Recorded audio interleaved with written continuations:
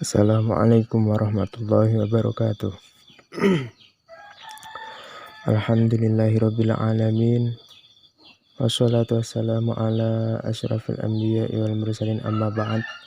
Yang saya hormati dosen pengampu mata kuliah Teknologi Pendidikan Bu Aini Widi Astuti, dan yang saya hormati teman-teman dari kelas 3 PIA 1 yang saya hormati.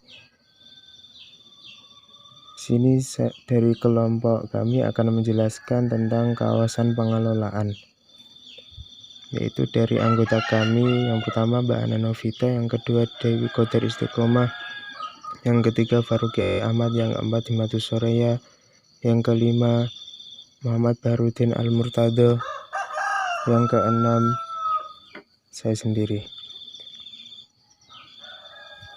Selanjutnya langsung saja ke pembahasan, yaitu pengertian teknologi pendidikan. Dalam KBBI, dalam kamus KBBI itu ya, teknologi diartikan sebagai keseluruhan sarana untuk menyediakan barang-barang yang diperlukan untuk kelangsungan dan kenyamanan hidup manusia. Sedangkan menurut Nasution, teknologi adalah ilmu-ilmu dasar yang diterapkan untuk memecahkan masalah guna mencapai suatu tujuan tertentu. Nah, jadi dari kedua pendapat tersebut dapat disimpulkan bahwa teknologi pendidikan adalah studi yang dilakukan untuk memfasilitasi pembelajaran dengan cara menciptakan, memanfaatkan, mengelola sumber-sumber teknologi pembelajaran. Hal ini bertujuan untuk mencapai pembelajaran yang efektif, efisien, dan menyenangkan untuk peserta didik. Selanjutnya, kategori kawasan pengelolaan. Sebelumnya, pengelolaan sendiri memiliki beberapa pengertian ya. Menurut KBBI, yang pertama, pengelolaan adalah proses, cara, dan perbuatan mengelola. Yang kedua, pengelolaan adalah proses melakukan kegiatan tentang kegiatan tertentu dengan cara menggerakkan tenaga orang lain. Yang ketiga, yaitu pengelolaan adalah proses membantu merumuskan kebijaksanaan dan tujuan organisasi. Itu pengertian dari pengelolaan. Nah, kategori dari kawasan pengelolaan itu yang pertama, untuk pengelolaannya, yang pertama ada pengelolaan proyek.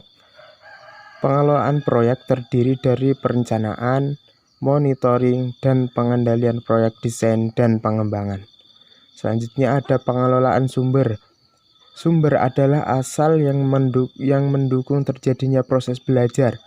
Pengelolaan sumber meliputi perencanaan, pemantauan, dan pengendalian sistem pendukung dan pelayanan sumber. Selanjutnya yaitu ada pengelolaan sistem penyampaian. Pengelolaan sistem penyampaian meliputi perencanaan, pemantauan, pengendalian tentang bagaimana cara mendistribusikan bahan pembelajaran dan memberikan perhatian. Yang terakhir yaitu pengelolaan informasi. Pengelolaan informasi ini meliputi perencanaan, pemantauan, pengendalian cara penyimpanan, mengirim atau memindah informasi. Oke, selanjutnya yaitu penerapan kawasan pengelolaan teknologi pendidikan. Nah, ada beberapa contoh penerapan, yaitu yang pertama, pendidikan dalam arti mengajarkan segala sesuatu yang bermanfaat bagi kehidupan manusia, baik terhadap aktivitas jasmaninya, pikirannya, ketajamannya, dan kelembutan hati nuraninya. Yang kedua, Islam dalam arti seluas-luasnya sebagai bahan utama dan materi yang amat luas untuk diajarkan kepada semua manusia, baik secara formal sebagai anak didik maupun pandangan universal bahwa manusia adalah murid yang tidak berhenti untuk belajar sepanjang hidupnya.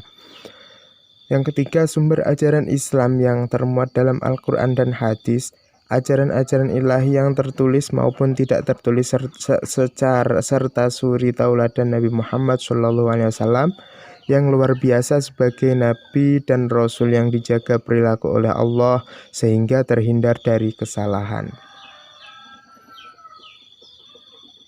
Mungkin hanya itu yang bisa kami sampaikan. Kurang lebihnya kami mohon maaf.